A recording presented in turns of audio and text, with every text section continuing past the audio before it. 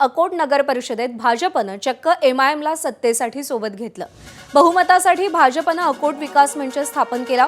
या अकोट विकास मंचमध्ये भाजपनंतर सर्वाधिक जागा जिंकणारा एमआयएम, शिंदेंची शिवसेना, ठाकरेंची शिवसेना, अजित पवारांची राष्ट्रवादी आणि बच्चू कडूंची प्रहार जनशक्ती सहभागी झाली आहे। या नव्या आघाडीची नोंदणी अकोला जिल्हाधिकाऱ्यांकडे करण्यात आली।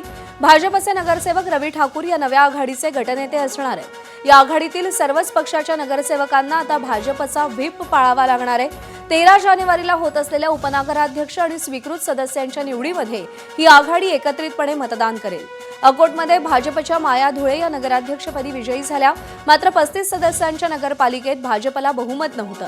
भाजपला सर्वाधिक म्हणजे 11 जागा मिळाल्या, तर एमआयएमला दुसऱ्या क्रमांकाच्या म्हणजे 5 जागा मिळाल्या। त्यामुळे बहुमताची जुळवाजुळव करण्यासाठी भाजपनं चक्क एमआयएमशीही हातमिळवणी केलेली आहे। तर अकोटमधलं पक्षीय बलाबल कसं आहे, ग्राफिक्सच्या माध्यमातून एक नजर टाकूया।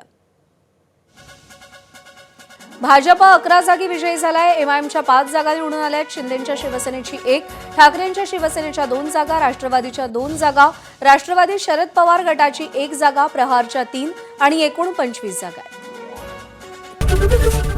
एबीपी माझा, उघडा डोळे बघा नीट।